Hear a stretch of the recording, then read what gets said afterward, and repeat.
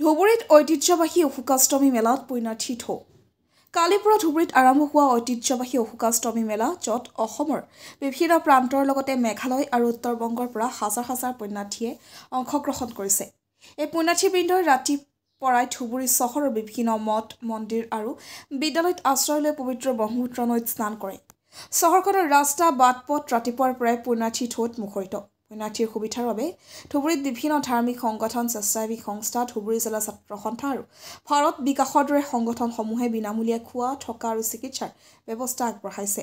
ধুবুৰীৰ সন্তান দলৰ সদস্যসকলেও উক্ত দিনা ৰাতিপুৱাৰ পৰা ধুবুৰী সাহিত্য সভাৰ সন্মুখত 8 ঘণ্টাৰ নাম কীৰ্তন আৰম্ভ কৰিছে। লগতে পুণ্যাৰ্থীৰ বাবে বহা আৰু খোৱাৰ বিশেষ ব্যৱস্থাও গ্ৰহণ কৰে। এই ধৰ্মীয় পৰিৱেশে ধুবুৰী চহৰখনত এক উৎসৱমুখৰ পৰিৱেশ সৃষ্টি কৰিছে। ধুবুৰীৰ পৰা ৰঞ্জিত ঘোষৰ report, north east frontier news. আজি আমাৰ সন্তান দলৰ কৰ্মী পৰিষদৰ কৰ্মীসকলৰ দ্বাৰা অশোক অষ্টমীৰ যেটো আজি তীৰ্থযাত্ৰীৰ যেটো সেৱা, সেইটো আমি সবে একলগত হৈ আমি কৰি আছোঁ। আৰ আমাৰ ধুবুৰীৰ ঐতিহাসিক ধুবুৰীৰ ঐতিহ্যপূৰ্ণ অশোক অষ্টমী খালি ধুবুৰী জিলাতে নহয়, গোটেই ভাৰতবৰ্ষৰ বাহিৰৰ পৰা মানুহ ইয়াত অশোক অষ্টমী স্থানৰ দিন ইয়াত উপস্থিত হয়।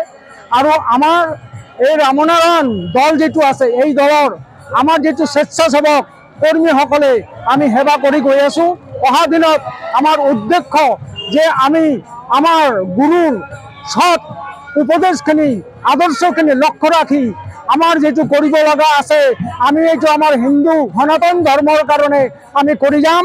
আৰু আজিৰ এই অশোক অষ্টমী এইটো আমাৰ হিন্দু মিলন মন্দিৰৰ এটা এটি ঐতিহ্যপূৰ্ণ দিন, কাৰণ গোটেই ভাৰতবৰ্ষৰ হিন্দু মিলনৰ এই দিনটোত আমি একলগত সবে আজি ব্ৰহ্মপুত্ৰ তীৰত আমি একলগত গা ধুওঁ।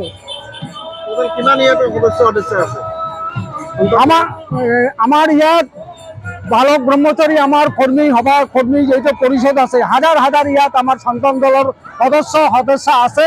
আৰু আমি সবৰে এক মন এক প্ৰাণ লৈ আমি আমাৰ সন্তান দলৰ দ্বাৰা সনাতন ধৰ্ম ৰক্ষাৰ কৰাৰ কাৰণে যেটো কৰিব লাগে সেইটো আমি কৰি আছোঁ।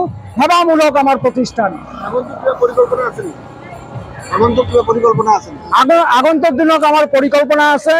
আগন্তুক দিনত আমাৰ মেইন পৰিকল্পনা হ'ব যে আমাৰ সন্তান দলৰ প্ৰতিটো জাতি জনজাতিক আমি একত্ৰীকৰণ কৰি এটা আমি গোট খাই ইয়াত আমি যাতে ভাতৃত্ব প্ৰেম বজাই ৰাখি আমি ইয়াত এটা এনেকুৱা ইউনিটি কৰিব পাৰোঁ, আমাৰ এই সন্তান দলৰ মাধ্যম দিয়ে এইটো আমি কৰিম।